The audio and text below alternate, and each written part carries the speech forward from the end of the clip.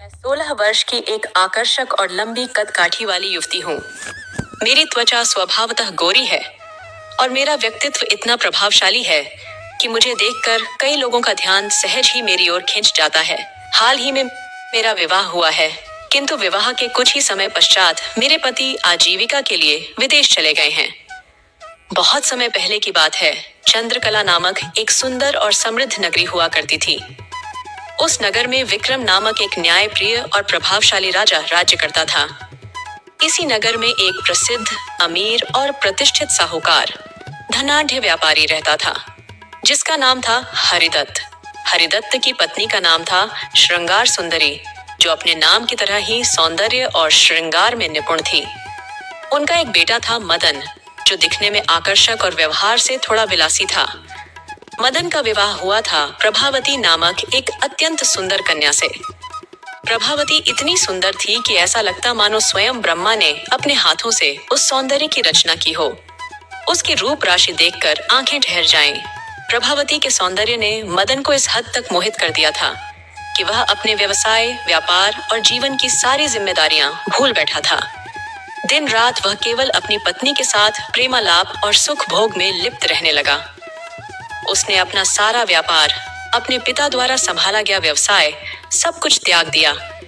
अब उसका दिन रात का काम था अपनी पत्नी की सेवा, उसका श्रृंगार देखना और उसके साथ अवस्था देखकर उसका परम मित्र विक्रम, राजा से अलग एक मित्र, बहुत चिंतित हो उठा। वह सोचने लगा कि मदन इस प्रेम पाश में फंसकर अपना भविष्य नष्ट कर रहा है। यह ठीक नहीं है। विक्रम ने मन में विचार किया कि किसी उपाय से मदन को वापस उसके कर्म और व्यापार की ओर मोड़ा जाए। बहुत सोचने के बाद विक्रम एक दिन विदग्ध चूड़ामणि नामक एक बहुत ही बुद्धिमान और बोलने में कुशल तोता लेकर आया और साथ में एक प्यारी और समझदार मैना, जिसका नाम था मालती। ये दोनों पक्षी साधारण नहीं थे। ये मनुष्यों की तरह बोल सकते थे और उनमें गजब की बुद्धि थी। विक्रम ने मदन से कहा, मित्र, ये दोनों पक्षी बड़े चतुर और ज्ञान से भरपूर हैं। यदि तुम इनकी बातों पर ध्यान दोगे और इनके उपदेशों को मानोगे, तो निश्चित ही तुम्हारा जीवन सुधरेगा और भला होगा। कुछ समय बीता। इसी दौरान एक दिन मदन के पिता हरिदत्त ने बेटे से गंभीरता से कहा, बेटा, अब समय आ गया है कि तुम अपने जीवन की जिम्मेदारियां समझो। तुम्हें विदेश, परदेश जाकर व्यापार करना चाहिए, धन संपत्ति कमानी चाहिए। यूं घर में बैठे बैठे समय नष्ट करना बुद्धिमानी नहीं है। हरिदत्त की यह बात सुनकर मदन को क्रोध आ गया। उसने तीखे स्वर में उत्तर दिया, पिताजी, आपके लालच का कोई अंत नहीं। हमारे घर में पहले से ही इतना धन भरा पड़ा है, फिर भी आप मुझे अपने इकलौते बेटे को विदेश भेजना चाहते हैं। क्या आपको मेरी परवाह नहीं? क्या मैं आपका बेटा नहीं, केवल व्यापार का साधन हूँ? मदन का यह उत्तर पिता के प्रति अनादर, डिसरिस्पेक्ट दर्शाता था। यह देखकर एक दिन विदग्ध चूड़ामणि तोता बोला, हे मदन, तुम अपने वृद्ध पिता की बात का अपमान करते हो, उनके उपदेशों को तुच्छ समझते हो। यह बहुत बड़ा पाप है। इस पाप का फल भी उतना ही कठोर होता है जैसा देव शर्मा नामक ब्राह्मण को मिला था। मदन ने आश्चर्य और जिज्ञासा से पूछा, वह कौन सी कथा है? मुझे विस्तार से बताओ। तोता विदग्ध चूड़ामणि ने तब कथा आरंभ की। प्रथम कथा। एक नगर में सत्य शर्मा नामक एक विद्वान और धार्मिक ब्राह्मण रहा करता था। वह ईमानदार, साधु प्रवृत्ति का और सत्य का पालन करने वाला व्यक्ति था। उसकी पत्नी का नाम था धर्मशीला, जो अपने नाम की तरह ही धर्मपरायण, पतिव्रता और आदर्श स्त्री थी।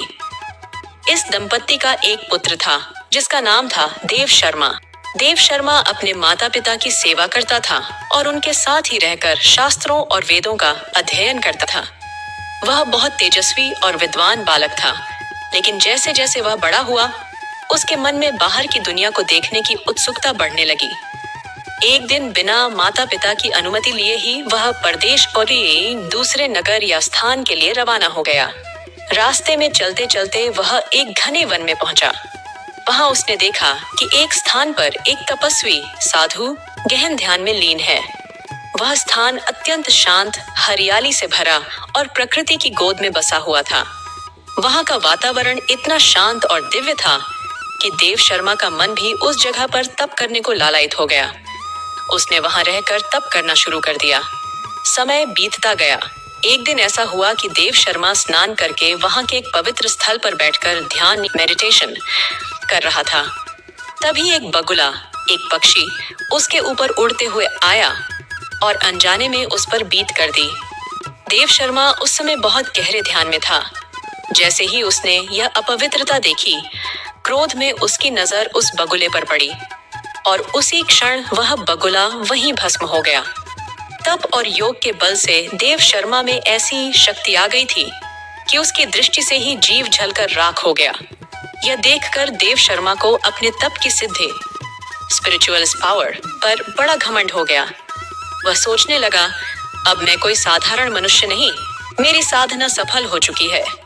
मेरी शक्ति इतनी बढ़ गई है कि मात्र नजर उठाने भर से प्राणी भस्म हो जाते हैं। और देव शर्मा आत्म घमंड में डूबकर वह एक नगर में भिक्षा मांगने निकला। वहां वह सर्वप्रथम नारायण नामक एक ब्राह्मण के घर पहुंचा। नारायण की पत्नी बहुत ही पतिव्रता, अर्थात अपने पति की सेवा को ही धर्म मानने वाली और धर्मशील स्त्री थी। जब देव शर्मा भिक्षा मांगने पहुंचा, उस समय वह स्त्री अपने पति की सेवा में व्यस्त थी। वह पहले उन्हें संतुष्ट कर भोजन करा चुकी, स्नान आदि में सहायता कर चुकी। तभी वह बाहर आई। उस स्त्री के आने में थोड़ा विलंब हुआ, जिससे देव शर्मा को क्रोध आ गया और वह उसे क्रूर दृष्टि से देखने लगा, जैसे अब उसे भी वह अपनी दृष्टि से भस्म कर सकता है। किंतु उस ब्राह्मणी ने शांत स्वर में बिना विचलित हुए कहा, महाराज, मैं कोई बगुला नहीं हूँ जो आपकी दृष्टि से भस्म हो जाऊं। मैं तो अपने पति की सेवा कर रही थी, जो एक पत्नी का धर्म होता है। यदि इसमें देर हुई तो वह मेरे धर्म का पालन था, मेरा अपराध नहीं। आपको इस सत्य को समझना चाहिए। उस स्त्री के सीधे सच्चे और ज्ञानपूर्ण वचनों को सुनकर देव शर्मा का घमंड टूट गया। वह समझ गया कि यह स्त्री कोई साधारण स्त्री नहीं है, बल्कि ज्ञान की साक्षात मूर्ति है। देव शर्मा हाथ जोड़कर बोला, माता, कृपा करके मुझे अपना शिष्य बना लीजिए और उचित उपदेश दें।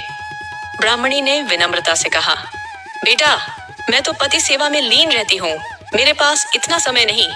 यदि तुम सच में ज्ञान प्राप्त करना चाहते हो तो काशी जाओ। वहां एक धर्मव्याध नामक कसाई रहता है, वह तुम्हें सही मार्गदर्शन देगा। देव शर्मा उस पतिव्रता स्त्री के निर्देशानुसार काशी क्षेत्र की ओर चल पड़ा। रास्ते में जानकारी लेता हुआ वह उस कसाई धर्मव्याध के घर पहुंचा। जैसे ही वह वहां पहुंचा, उसने देखा कि धर्मव्याध अपने काम में व्यस्त है। उसके हाथ में मांस और खून लगे हुए थे और वह नित्य की भांति मांस की दुकान चला रहा था। देव शर्मा वहीं एक कोने में बैठ गया और प्रतीक्षा करने लगा कि कब वह काम से मुक्त होगा। काम समाप्त होने के बाद धर्मव्याध ने स्नान किया, स्वच्छ वस्त्र धारण किए और अपने वृद्ध माता पिता की सेवा में लग गया। उन्हें भोजन कराया, पैरों की मालिश की और आराम से सुलाया।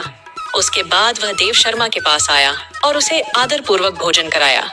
फिर बोला, महाराज, लगता है आपको उस ब्राह्मणी ने ही मेरे पास भेजा है। मैं कोई ज्ञानी नहीं, पर जो कुछ थोड़ा बहुत समझ पाया हूँ वह मेरे माता पिता की सेवा से प्राप्त हुआ है। मैं केवल यही कह सकता हूँ कि आपने वृद्ध माता पिता को घर में छोड़कर तपस्या का मार्ग चुना है। यह किसी भी प्रकार उचित नहीं है। असली ज्ञान वही है जिसमें कर्तव्य पालन और बड़ों की सेवा हो। इसलिए मेरा सुझाव है कि आप अपने घर लौट जाएं और अपने माता पिता की सेवा करें। वही आपका सच्चा धर्म है। धर्मव्याध की बात ने देव शर्मा को गहरे तक छू लिया। उसने उसी क्षण निर्णय लिया और अपने घर लौट गया और वहां अपने माता पिता की सेवा करने लगा। धीरे धीरे उसे सच्चा ज्ञान प्राप्त होने लगा। वह समझ गया कि केवल सिद्धियां, तप या क्रोध नहीं, बल्कि सेवा, विनम्रता और कर्तव्य ही मानव जीवन का परम धर्म है। यह कथा कहकर तोता विदग्ध चूड़ामणि ने मदन से कहा, हे मदन, तुम अपने वृद्ध पिता की आज्ञा की अवहेलना कर रहे हो और प्रेम में डूबकर व्यापार, जिम्मेदारी और कर्तव्य सब कुछ त्याग रहे हो। यह ठीक नहीं है। हर व्यक्ति को अपने वंश परंपरा, अपने धर्म और कर्तव्यों का पालन करना चाहिए। यही जीवन का वास्तविक अर्थ है। मदन को यह बात समझ में आ गई। वह पिता के चरणों में झुक गया, उन्हें प्रणाम किया और अपनी पत्नी प्रभावती को तोते के संरक्षण में सौंपकर स्वयं व्यापार करने विदेश चला गया। कुछ समय पश्चात प्रभावती, जो अत्यंत सौंदर्यवती थी, मदन के वियोग में अत्यधिक व्याकुल रहने लगी।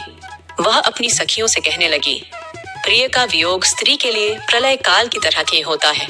जैसे संसार समाप्त हो रहा हो। सखियों ने यह सब सुनकर प्रभावती को बहकाना शुरू कर दिया। हे सखी, तुम्हारा यौवन व्यर्थ जा रहा है, इसका कोई लाभ नहीं हो रहा। जब पति दूर है तो इसमें क्या हर्ज है कि तुम किसी और पुरुष से प्रेम कर लो। जीवन एक बार मिलता है, इस यौवन को सार्थक करो। एक सखी बोली, अरे सखी, इस शहर में चंद्र नाम का एक राजकुमार है। वो देखने में बहुत ही हैंडसम, मजबूत और किसी हीरो जैसा लगता है। अगर तू उसके पास चली जाए ना, तो जो तू अपने पिया के वियोग में इतना दुखी रहती है, वो सब दुख पल भर में दूर हो जाएगा। वो तुझे प्यार देगा और तेरा मन भी बहल जाएगा। ये बात सुनते ही प्रभावती का मन डगमगाने लगा। उसने सोचा, क्यों ना एक बार उससे मिल ही लूं, शायद इससे मेरे दिल का सूनापन थोड़ा भर जाए। फिर क्या था, उसने तुरंत खूबसूरत कपड़े पहने, खुद को अच्छे से श्रृंगारित किया, हाथ पैर में चूड़ियां, गहने, बिंदी, महकता इत्र सब कुछ लगाया और फिर अपने कुछ खास सखियों को साथ लेकर चुपचाप राजकुमार चंद्र के महल की ओर चल दी, दिल में एक नई भावना और मन में एक नया उत्साह लिए। लेकिन ये रास्ता धोखे और पतन की ओर जाने वाला था, जो वो उस वक्त नहीं जानती थी। तभी मालती नामक मैना ने देखा कि प्रभावती सज धज कर किसी गलत कार्य के लिए बाहर जा रही है। उसने गहन विचार करते हुए कहा, हे प्रभावती, तुम श्रेष्ठ कुल की स्त्री हो और अब पर पुरुष से मिलन करने जा रही हो। यह नारी धर्म के विपरीत है। यह तुम्हारे पति के साथ विश्वासघात है। तुम्हें ऐसा करना शोभा नहीं देता। प्रभावती को यह बात बुरी लगी। उसने गुस्से में आकर मैना को मारने के लिए उसे पिंजड़े से निकालने की कोशिश की। मालती तुरंत उड़ गई और वहां से बच निकली। यह अपशकुन था, इसलिए प्रभावती उस रात घर में ही रुक गई। अगले दिन प्रभावती ने स्नान किया, वस्त्र और आभूषण पहने, कुलदेवता की पूजा की और अर्धरात्रि में सखियों के साथ व्यभिचार करने निकल पड़ी। जैसे ही वह बाहर जाने लगी, तोते विदग्ध चूड़ामणि ने उसे देखा और मुस्कुराते हुए व्यंग्य से कहा, भाभी जी, आज आपने इतना सुंदर श्रृंगार किया है, क्या हमारे भाई मदन लौट आए हैं? प्रभावती शर्माते हुए मुस्कुराई और गर्दन झुकाकर बोली, नहीं हे चूड़ामणि, आज मैं पर पुरुष के साथ रमण करने जा रही हूँ। तोते ने कहा, हे भाभी, मैं तो तुम्हें रोकने लायक नहीं हूँ, पर यदि तुम्हारे अंदर लक्ष्मी जैसी चतुराई है तो निःसंकोच जाओ। प्रभावती ने पूछा, ये लक्ष्मी कौन थी? उसकी चतुराई क्या थी? बताओ मुझे। तोते ने कहा, ये कथा बहुत लंबी है, सुनोगी तो समय बीतेगा और तुम्हारा कार्य अर्थात पर पुरुष से मिलने की योजना छूट जाएगा। प्रभावती ने जिद की। तोता बोला, यदि सच में सुनना चाहती हो तो सामने जो पत्थर की शिला है उस पर बैठो। ठंडी शिला पर बैठने से तुम्हारे विरह की अग्नि भी शांत होगी। प्रभावती सखियों समेत शिला पर बैठ गई। दोस्तों, अगर आपको यह अद्भुत, वधी और चतुराई से भरी कथा पसंद आई हो तो हमारे चैनल प्रिशा त्रिशा ज्ञान गंगा को सब्सक्राइब करना ना भूलें। वीडियो को लाइक करें, कमेंट में बताएं कि कहानी आपको कैसी लगी और अगर आप अगला भाग जानना चाहते हैं तो जरूर लिखें। अगला भाग चाहिए।